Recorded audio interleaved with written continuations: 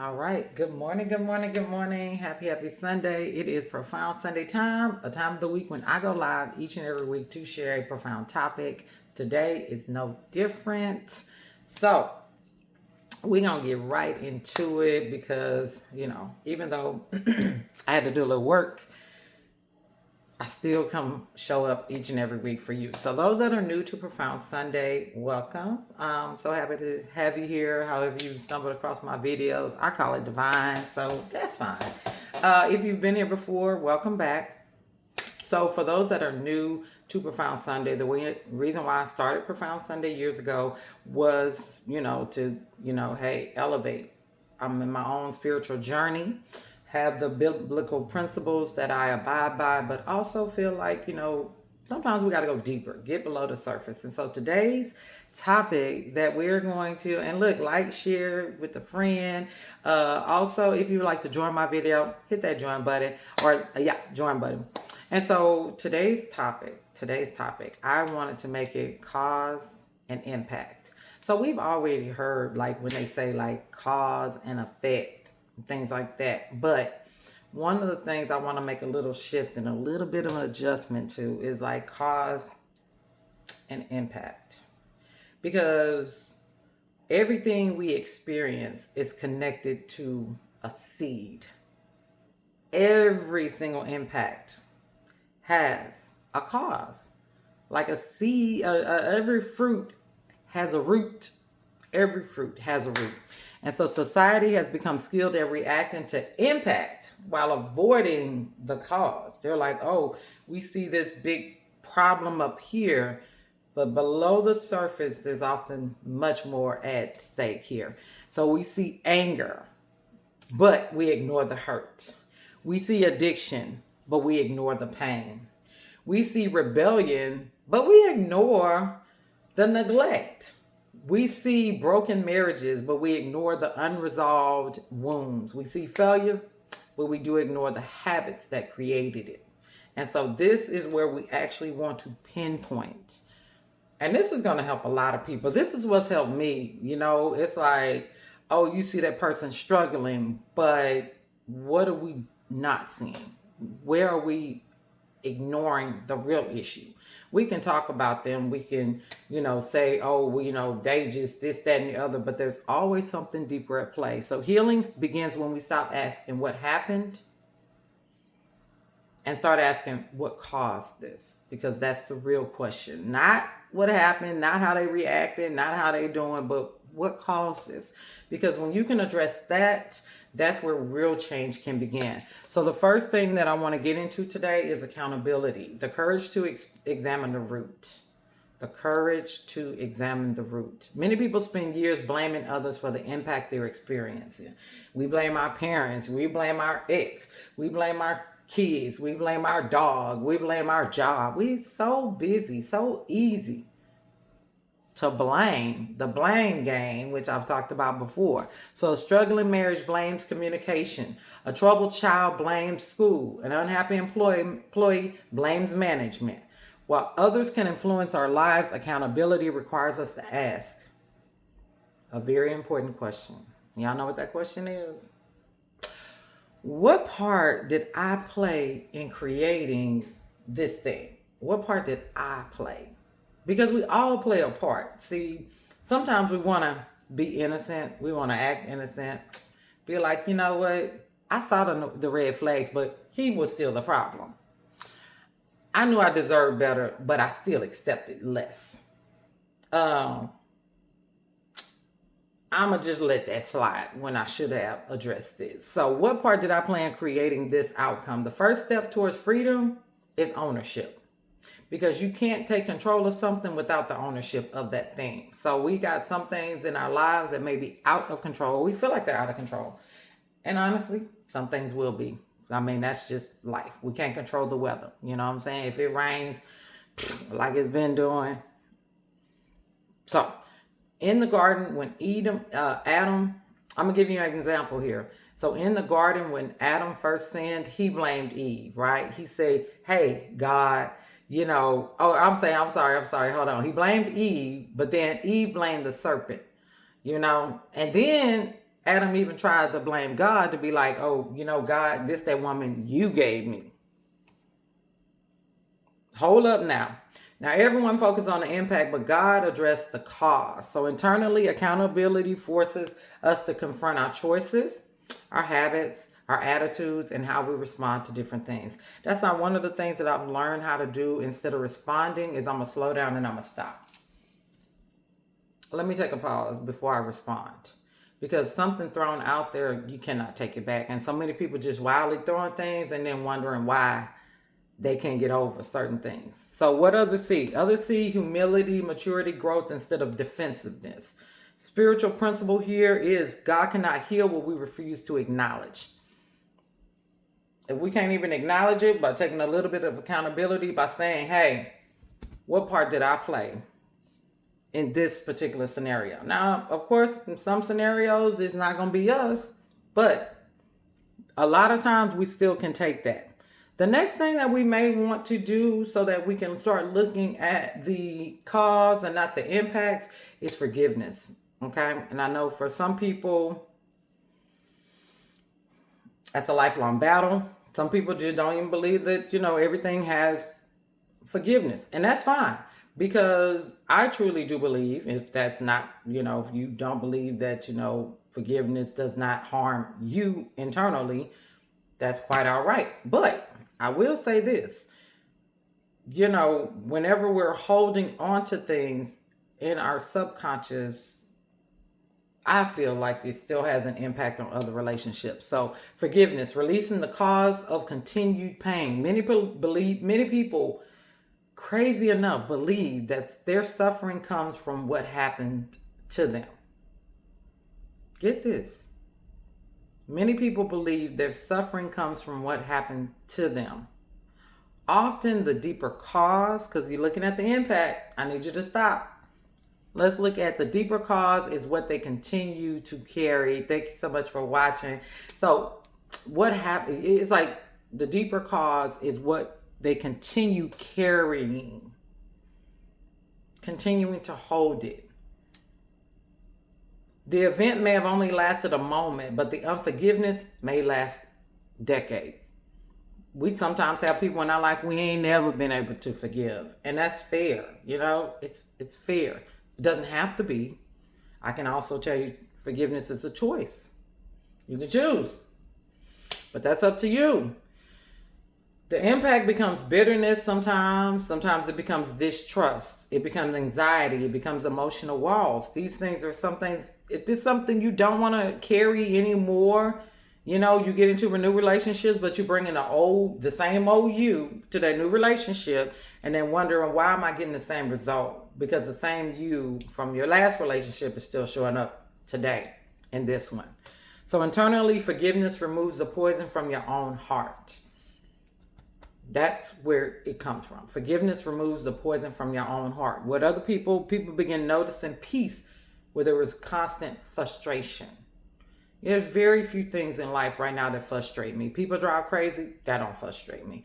My job got issues, that's not going to frustrate me because I have to carry this peace with me, but that comes from areas and situations where I've had to forgive for me, not for them. I'm not okaying the offense. I'm not okaying it. Nobody's ever asking, forgiveness is never saying it's okay what happened.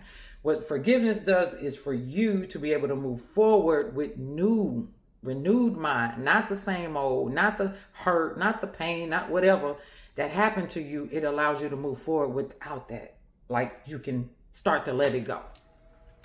So that's that. So the spiritual principle here, forgiveness does not excuse behavior. It releases your soul from being controlled by it. And I love that. When we forgive, we stop allowing yesterday's pain to dictate today's decisions because it plays a part. Whether we choose to acknowledge that or not, try it. Just try it. An easy practice that I do, if I'm having a hard time, forgiving something, even if it's myself, because some of these are internal. We never was able to forgive ourselves. We don't feel like, okay, I can move forward, or I let myself down in an area or something. And then you're not forgiving yourself. Well, what makes you think you're going to forgive somebody else? So start with yourself. Maybe it's something you need to let go of.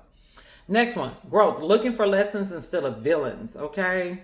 Sometimes we want to be like that person's the villain, this easy, you're the bad guy, you're the one, this, that, and the other. One of the easiest things in life is finding someone else to blame. And I've heard this say, you probably have too. You know, when you pointing at somebody else, you still got, it's actually three, but you still got three fingers pointing at yourself, okay? So one of the hardest things is finding the lesson. Finding the lesson. What if instead of blaming, find the lesson?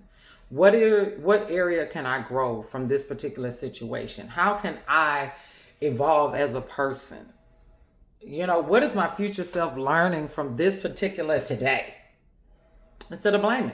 Because when you blame, you fix nothing at all. It just stays stagnant. And so every challenge asks, what is this trying to teach me? So when you get a challenge, when you get a situation, instead of looking at somebody to blame, what is this going to teach me? How can I learn and grow from this? This is something I incorporate in my own life, honey. So many people become trapped because what they only focus on is who hurt them instead of what they can learn. What can I learn from this? There's always something. There's a positive in every negative. When a picture is taken, that moment in time, and back in the day, those who know it used to come out as a negative. You give it some time. If it was a Polaroid, you had to flop that thing a few times to get it to develop. That's what we need to do sometimes. Sometimes we need to fan ourselves.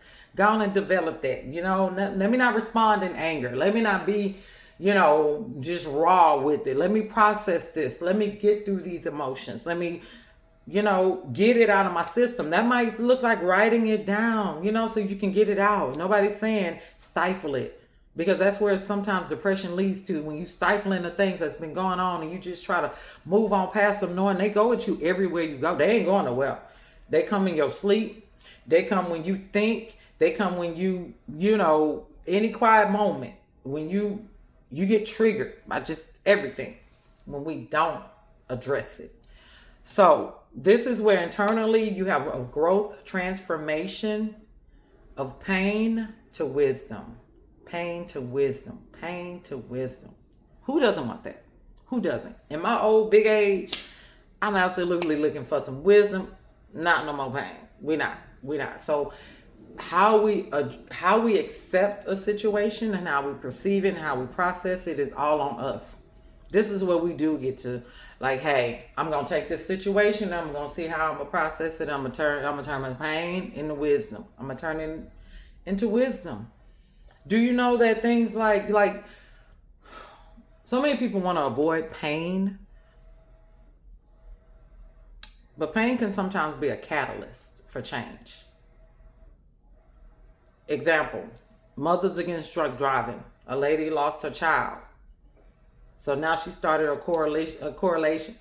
coalition that addresses drunk drivers, hold companies accountable for, you know, restaurants accountable. Like, there's been change that happened from this negative. So when you can take that pain and turn it into wisdom, that's when you have growth. This is what helps you. And this is what other people see is resilience and strength instead of victimhood. Oh, this person did this to me. This person did that to me. Being a victim, something about me on the inside could never be like, I'm just going to be a victim. Despite being a teen mom, despite the things that I've been through, I see myself as an overcomer because I'm blessed by God. Like, when you know that God is watching over you, He's never left me, this is where you can tap into that. So, spiritual principle, God often uses difficult seasons as a classroom. All right, sit up, get your books out. All right, you about to get this lesson, okay? Then when you get that lesson, it's going to be a test at the end. Now we're going to see, did you have to repeat the lesson or is you going to get it? You're going to get it on the first time, because I'm trying to get it on the first time. I ain't trying to go over and over in the same cycles. So God uses difficult seasons as a classroom. Some expectations or experiences were not sent to destroy you. So sometimes you're like, oh Lord, why me? They're not sent to destroy you. They are there to allow you to develop. They help you to develop. The test becomes the teacher. The next one, when you're trying to,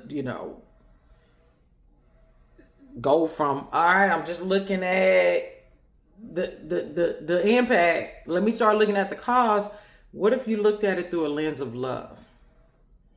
Sometimes people have a hard time looking at things from a lens of love because they may not have the amount of love that they need to have for themselves to be able to spread that to others. Their love is tainted. Their love is poisoned. Their love is desperate. Their love is unhealed. And when you can supersede that and exceed it to something else, this is when you have growth. This is especially important with children, spouses, friends, and even strangers. Love asks, what happened to this person before asking what's wrong with them. You know, we can look at people in prison. We can look at, you know, the youth doing what they doing. You know, I heard this from Oprah, you know, and she is one of my, like, I love what she's built. You know what I'm saying? She's done and exceeded things that other women in her time did not do. So there's a lot of things that I feel like I can grow and learn. But anyways, so she said that stop asking what's wrong with that person. Start asking what happened to them. What happened to them? Because that allows me to get curious versus judge you. You know, I'm looking at you and I'm talking about you and I'm judging you and I'm just separating myself from you. A child acting out may be seeking attention. I mean, every single child psychologist tell us that, you know. That child may be needing attention, but then you need to see, do you take the time to be like, well, where? What? How can I help them through that? A spouse may withdraw, may be carrying disappointment. An angry person may be fighting unseen battles. Behavior is often the impact. Pain is often the cause. Something is there. So internally, love develops compassion instead of judgment. It develops compassion. You know, I see you struggling. Let me reach out. Let me refer you to some resources. Now, ultimately, it is up to the person to make the changes. But again, if I'm praying for you because I see you struggling, that is better than me talking about you and watching you drown. So people often feel understood when we work that way. People will feel understood rather than condemned. Because it's like all you think I am is a failure anyway, so why would I make any efforts? Share that with somebody. And thank you for joining. And so here's a spiritual principle. Jesus consistently looked beyond behavior and saw the condition of the heart. Love seeks understanding before correction. Okay? Try to understand before you start, you know, This is something I'm learning, okay? I'm learning as I'm teaching. Trust me. So last one here is responsibility. So in responsibility, we're planting better seeds for tomorrow. When we take responsibility, we can plant better seeds for tomorrow. Many people pray for different results while continuing the same patterns. I want to be rich, but we haven't addressed the money issues. I want to be married, but I ain't addressed my relationship issues. I want that career, but I haven't, you know, gotten some ethics to keep me gainfully employed. Certain things. We want peace while sowing chaos. We want trust while practicing secrecy.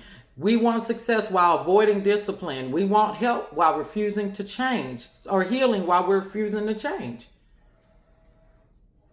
How you gonna want healing but you ain't really make no changes? Okay, you're gonna do the same thing. It's called those patterns, those behaviors. The impact of tomorrow is being created today. Use the full use of today to create tomorrow. Tomorrow won't change if today doesn't change.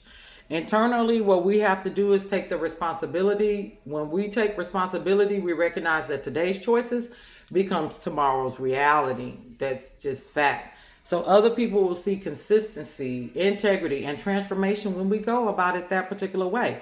Here's your spiritual principle. Every seed produces after its kind. So if we want a different harvest, we must plant a different seed, you know? And so the takeaways today, most people are fascinated by impacts. God is concerned with causes. The impact is visible fruit. The cause is invisible root. When a child struggles, look beyond the behavior. When a marriage struggles, look beyond the argument. When life struggles, look beyond the circumstances. When a doctor who only treats symptoms never cures the disease, and that's a reality. If all I'm doing is prescribing you some medicine, but I never realized that, hey, we got to get a little bit deeper. No, there's no true healing. Lasting transformation occurs only when we stop managing appearances and start healing the origins. Because the moments we address the cause, the impact begins to change. When we can address the cause, the root, then impact will also begin to change. So here is our affirmation for today. I like to close with my affirmation. And drop your comments below. Tell me what you think. So today I choose to look deeper. I will not be distracted by appearances or immediate reactions. I seek wisdom, accountability, forgiveness, growth, love, and responsibility. God is helping me to identify the roots beneath the fruit, heal what is hidden, and create a life that reflects His purpose. I am no longer focused on the impact. I am committed to the transforming the cause. That is your affirmation for today. I hope you enjoyed this. Thank you so much for watching. I do gotta go, so you have a blessed Sunday. I'll see you all next week.